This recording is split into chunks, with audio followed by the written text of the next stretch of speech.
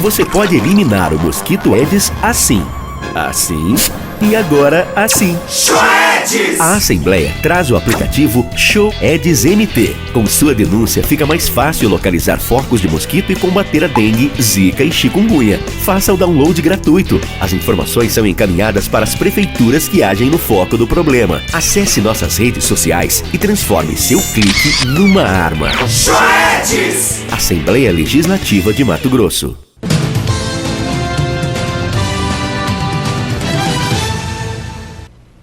Olá, seja muito bem-vindo a mais uma entrevista aqui no RDTV, nos nossos estúdios, o deputado estadual pelo PSB, Max Ruth. Seja bem-vindo, deputado. Obrigado, Ana. Deputado, o senhor preside uma CPI importante ali na Assembleia, que é a que estuda a questão das cartas precatórias do Ministério Público Estadual. Quais foram os avanços dessas investigações até agora? O que já foi apurado? Não, foi bom. A gente já fez várias oitivas.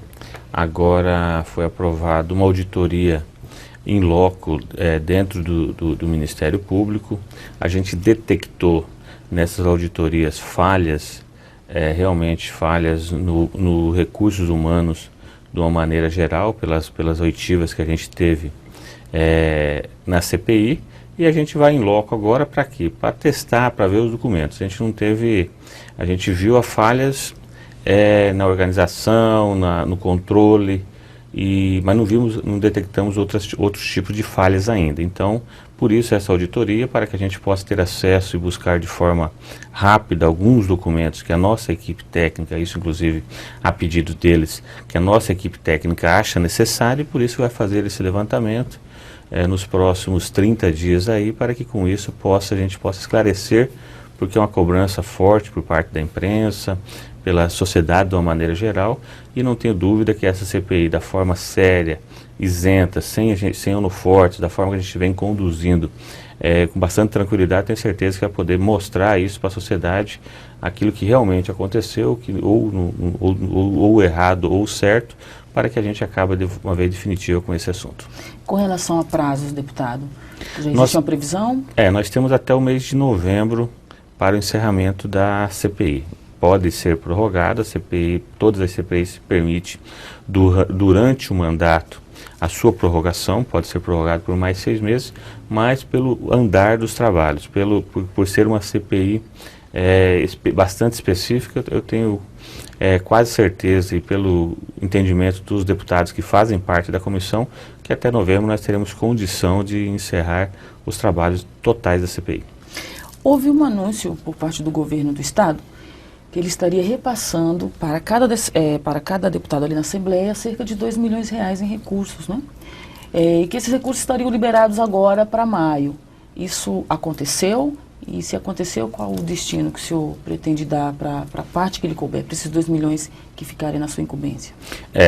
Pessoal, para deixar, não vai ser um repasse aos deputados. Os deputados, nós temos 4 milhões e 600 em emendas parlamentares. Isso foi colocado no orçamento e o Estado está querendo diminuir esse valor para 2 milhões e meio. Os deputados não são favoráveis a isso, até porque já foi colocado isso na peça orçamentária.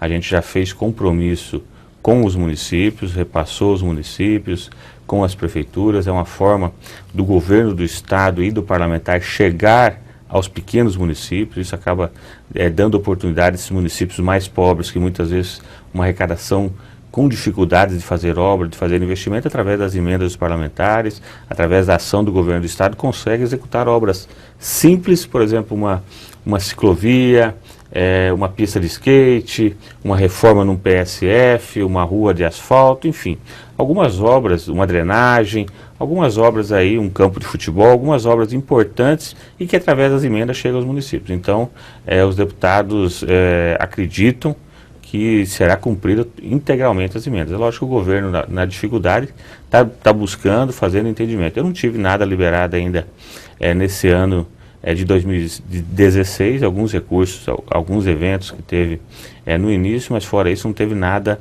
liberado. Acreditamos que até o final do ano essas emendas todas sejam liberadas, porque a gente já fez compromisso com os municípios. Essa previsão, então, para maio não ocorreu até agora? Não, por conta dessa discussão? Também, e muito por falta dos projetos. Os projetos são enviados às secretarias, a análise muitas vezes não é rápida, os projetos muitas vezes não vêm da forma, com todas as informações necessárias, acaba voltando, as prefeituras muitas vezes não têm nos seus quadros os corpos técnicos para oferecer os projetos com condição de ser aprovado de forma mais rápida, então isso aí também demora um pouco. Mas nós temos até o mês de dezembro, acredito, o governo está tentando fazer essa diminuição, mas acredito que as emendas serão pagas de forma integral.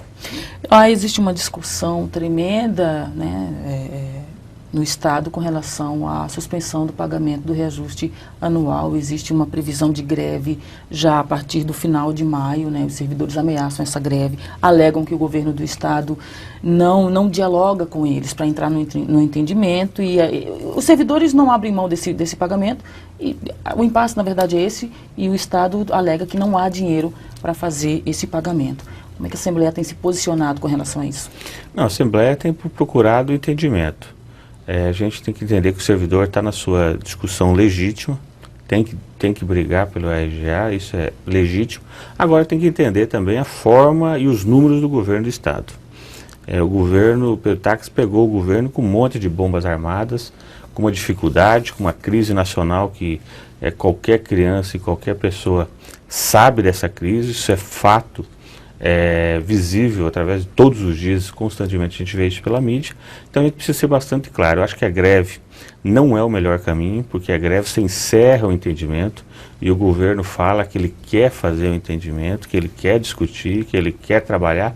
Eu diria o seguinte, eu acho que o governo tem que abrir os números de forma clara. O governo tem colocado que tem gasto mais de 49% em folha, então deixar isso e chamar os sindicatos da central, todo o conselho, todos os sindicatos aí, para que eles possam até apontar aonde nós vamos cortar. Vamos demitir o quê? Porque demitir só o servidor comissionado, os contratados, não resolve. Então nós precisamos buscar esse número, nós precisamos buscar condição. Não adianta a gente colocar uma faca no governo, forçando ou obrigando, ou tentando obrigar o governo a dar algo que não tem condição de dar. E aí aconteceu atraso no salário. Então o governador tem sido bastante sério nesse posicionamento, isso traz um desgaste ao governo, mas tem que ser bastante responsável nesse sentido. Então o governo tem sido, eu acho que a discussão tem que continuar, acho que a greve vai trazer muito prejuízo ao Estado de Mato Grosso como um todo. Eu sou servidor público, por ser deputado eu sou um servidor público eleito por um período, estarei na Assembleia por um período, e a greve vai atrapalhar os serviços públicos todos.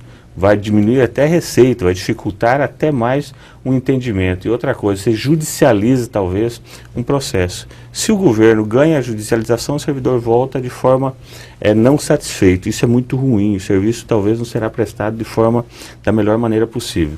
E se o servidor ganha, o Estado não terá condição também de fazer esse pagamento com os números apresentados até o momento. Então acho que tem que continuar essa discussão, tem que encontrar o meio termo, acho que temos alternativa para isso.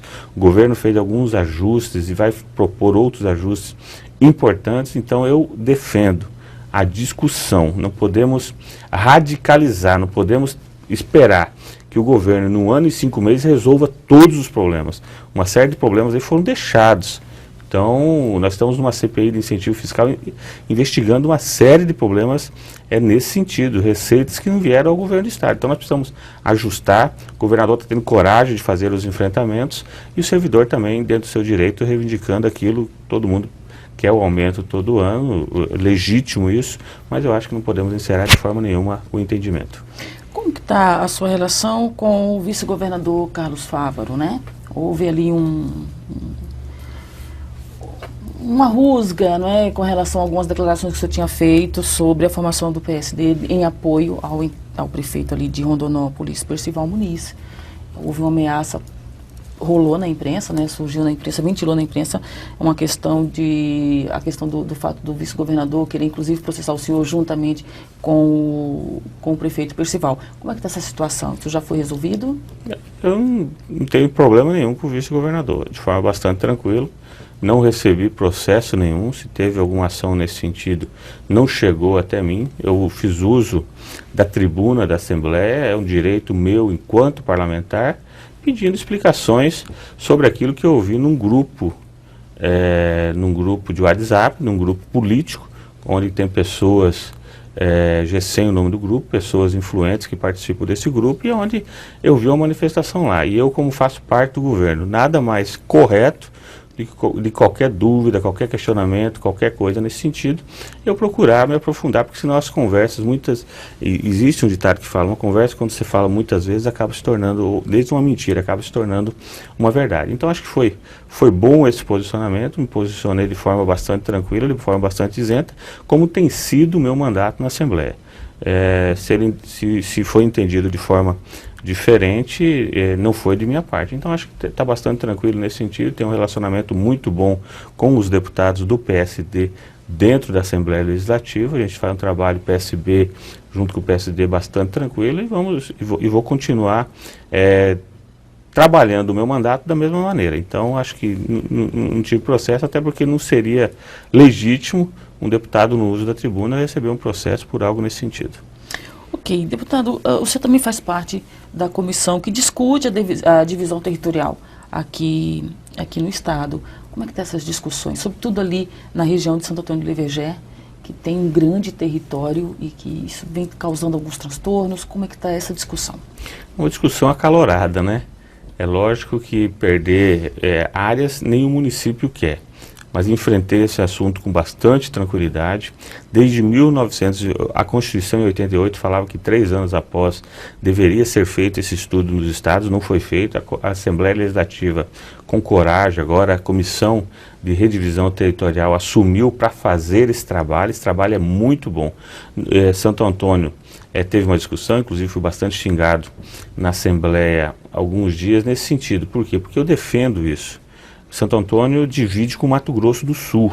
Não é aceitável que um produtor rural, um pequeno produtor, saia lá para frente de Tiquira, faça mais de 250 quilômetros para vir a Santo Antônio para registrar uma cédula rural no cartório ou para buscar um atendimento. O município não dá conta. O município de Santo Antônio é um município que tem dificuldades financeiras.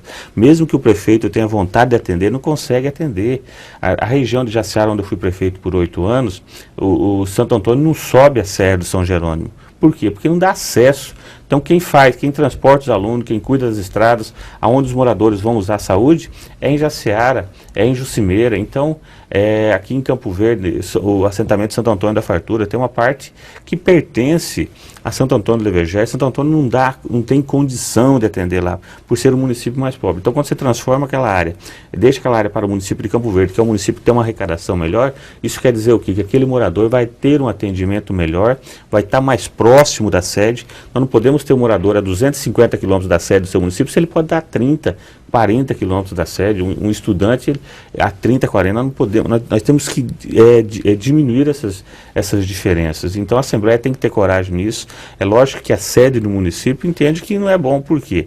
Porque existe o bairrismo, existe o interesse político local, então faz essa defesa. Agora eu tenho defendido isso com bastante tranquilidade, tenho falado o seguinte: vamos ouvir a população, o morador que mora lá. Não adianta a gente fazer um plebiscito e querer ouvir a cidade toda. Nunca vai passar em nenhum município, porque sempre a sede vai vencer. Agora vamos ouvir quem mora naquela comunidade, quem é o beneficiado ou não beneficiado, porque muitas vezes o morador vai procurar o prefeito do município. Vou dar o exemplo de Jaciara, Jucimeira ou Rondonópolis mesmo. Vai procurar o prefeito em Rondonópolis, o cara mora próximo a Rondonópolis, mas pertence a Santo Antônio. O prefeito pode dizer o seguinte: eu não posso atender lá, a lei não permite que eu vou lá colocar um maquinário meu, não permite que eu vou lá buscar uma criança. A partir do momento que aquela área pertence ao município, o prefeito vai ter obrigação de buscar o aluno lá, vai ter obrigação de cuidar das estradas, de cuidar das pontes, de fazer aquele serviço. Então, isso é bom para o morador daquela comunidade. Então, a gente tem que parar. Eu acho que essa discussão a gente não pode pensar muito em nós, mas nós temos que pensar de uma forma na população no meio geral. Então eu defendo isso, compro qualquer briga nesse sentido, porque acredito que nós precisamos beneficiar o morador da comunidade, dando condição dele, primeiro, morar mais próximo da sede do seu município, dando condição dele cobrar o prefeito daquele município, nós precisamos fazer com que a cidade pertença onde o aluno estuda. Então, se o aluno estuda no município, vai pertencer a outro. Então, nós temos que mudar, diminuir essas diferenças, essas desigualdades, e por isso que eu trabalhei bastante nesse projeto e tenho defendido bastante essa redivisão, porque acho necessário isso para o estado de Mato Grosso como um todo. Eleições esse ano, como que estão as articulações do PSB, sobretudo no interior do estado? Não, muito bem. O PSB, não tenho dúvida, vai ser muito fortalecido. Nós já crescemos bastante, mais de 300% nas nossas filiações de vereadores e prefeitos. Saímos de 1, fomos a 14 prefeitos. O prefeito Mauro Mendes vai ser reeleito na capital. Ele é candidato, porque até então... Será candidato. O PSB não aceita a negativa do prefeito Mauro Mendes e não disputar a reeleição. Mauro Mendes é o melhor que existe aí de candidato para continuar à frente da prefeitura de Cuiabá. Nós não podemos aventurar numa cidade, na capital do estado de Mato Grosso. Nós não podemos buscar uma aventura, buscar algo que a gente não conhece. Nós precisamos continuar com aquilo que tem dado certo. O prefeito Mauro Mendes tem feito a diferença em Cuiabá, tem feito uma administração séria. Você não vê falar de problemas de nenhuma maneira de corrupção ou algo parecido. Tem feito obras importantes. Depois de 30 anos, entrega um hospital para Cuiabá, mais de 250 quilômetros asfaltados, regularização fundiária, as obras nas escolas. Quem visita as escolas em Cuiabá tem visto as obras que a prefeitura tem feito, a realidade, entendeu? Um tratamento preocupado com a criança, com o idoso, com a qualidade de vida. O Tia Nair, ali na Assembleia, no parque, para a próxima Assembleia que tem feito. Então, é importante, não para o PSB, mas é importante para Cuiabá a reeleição do prefeito Mauro Mendes. No estado, nós teremos candidaturas competitivas, vamos disputar mais de 50% dos municípios de Mato Grosso, teremos mais de 70 candidatos a prefeitos, temos mais de 20, 25, em torno de 30 candidatos liderando em primeiro ou em segundo lugar nas pesquisas nos municípios de Mato Grosso. Não tenho dúvida que nós provavelmente sairemos aí com algo em torno de 30 prefeitos eleitos, com um grande número de vereadores. Então o PSB cresce em Mato Grosso e cresce em qualidade, como cresceu na última eleição estadual, quando elegemos 3 estaduais, hoje estamos com 4, e elegemos 2 deputados federais. Com relação ali ao município de Jaciara, qual que é o posicionamento do PSB com relação ali à cidade? Acho que o PSB, inclusive a cidade do centro. Acho que o PSB vai ser pode ser o grande diferencial das próximas eleições em Jaciara. Não temos ainda candidatura, o processo eleitoral está muito morno, especificamente no município de Jaciara, até pelo momento. Acho que a crise, a dificuldade, a crise política acaba não animando muito os políticos a colocarem os nomes. Estamos esperando a data do dia 2 de junho, que é a data que o secretário adjunto de Desenvolvimento Econômico tem que desincompatibilizar do governo se ele quiser disputar as eleições lá. Ele pode ser um dos nomes do PSDB. O PSDB tem também aí o vereador Ábio, também que pode ser um candidato. O PSD lá tem o ex-vereador Aldimar, o PMDB tem o Ney, o Sérgio do Chaleira, o PR com o prefeito, com o atual prefeito Ademir. Ele não falou ainda se será candidato, tem mostrado nos encaminhamentos que será candidato, mas ainda não fez essa tratativa. E o PSB, hoje nós temos os nomes do Zé Scarpim, do Milton, os vereadores, enfim, é um partido forte. A minha esposa lidera as pesquisas, as pesquisas de intenções de voto no município de Jaciara. Isso é bastante claro, a população Como pede é que o senhor vê isso, deputado? O senhor vê com bons olhos? Esse momento é um momento de bastante dificuldade. Não era a intenção, não é a intenção nesse momento. É lógico que existe uma pressão toda por parte dos companheiros do partido, de colocar o nome e tal, mas não é essa a intenção. Nós vivemos uma crise muito grande no país, o Estado está com uma dificuldade, o Executivo, de uma maneira geral, não está fácil hoje fazer parte do Executivo, colocar o nome para disputar uma eleição em qualquer município do Estado. Então, e eu tenho feito um mandato bom enquanto deputado, ela me ajuda muito, minha esposa me ajuda muito no meu mandato também aqui na Assembleia. Então é uma análise que vai depender aí nos próximos meses ainda para a gente estar discutindo junto com a população de uma maneira geral. Inclusive ali no município de Jaciara, a dona André, ela tem uma presença muito forte, sobretudo na questão assistencial até hoje. E talvez por isso o nome dela seja cogitado com tanta veemência como é ali no município, né? Com relação ao então prefeito Ademir, ele, inclusive aqui no RDTV, ele já se posicionou enquanto pré-candidato à reeleição e que inclusive conta e muito com o seu apoio. Então a gente acaba insistindo muito nisso, deputado, até porque, como eu já disse, o senhor é uma liderança ali na região sul do estado e tem uma forte influência nas questões políticas ali do município de Jaciara, que sabemos que não é morno, é quente, é acalorada ali as discussões nesse sentido. Então, por isso que sempre é questionado a seu respeito um posicionamento com relação a apoios, né? Ali nas eleições, sobretudo desse ano, a prefeitura do município. Como é que o senhor avalia a gestão do prefeito Ademir, né? O prefeito Ademir, ele tem sofrido algumas críticas com relação à sua gestão. Como é que o senhor faz essa avaliação ali? Não, eu acho que colocar o nome dele é legítimo, né? Todo candidato tem que colocar o nome. Eu acho que o prefeito Ademir começou muito bem o seu mandato. Primeiro ano ali, se você pegar os primeiros 8 meses da administração, foram muito bons. Acabou depois tendo dificuldades nos próximos 2 anos. Acho que não andou da forma que poderia ter andado, a população sentiu. E esse ano deu uma melhorada, entregou algumas obras importantes, como as casas e outras obras. Acho que deu uma reorganizada melhor. Teve um período que dos 2 anos, como eu falei, que não foi um período bom. Acho que a administração perdeu um tempo precioso ali e a população cobra bastante isso. Agora, essa avaliação, quem tem que fazer e vai fazer melhor é a população de uma maneira geral. A candidatura à reeleição é importante nesse sentido, né? Ou a população aprova e reconduz, ou a população desaprova e manda para casa. Então, a população vai fazer, se ele realmente vier a disputar as eleições, a população vai fazer essa avaliação. O que eu tenho feito por Jaciara é ajudado muito. Jaciara, o Vale, os municípios que eu tenho atuado de uma maneira geral. Tenho procurado fazer as discussões aqui na Assembleia, sempre que sou procurado por um prefeito, por um vereador de qualquer município, e ali, por ter um conhecimento, eu sou muito procurado. Eu tenho feito os enfrentamentos, tenho feito as discussões, tenho defendido. Isso aí talvez faça com que o meu mandato seja bem avaliado na região como um todo. Ok, deputado, eu quero agradecer a presença do senhor, mais uma vez, aqui no RDTV. Obrigado, Ana. Eu agradeço você, ao Romilson, aí pela oportunidade, a grande audiência do RDTV, do RD News tem em todo o nosso estado, no Brasil como um todo, né? No mundo, o pessoal acessa aí, os matogrossenses de outros lugares.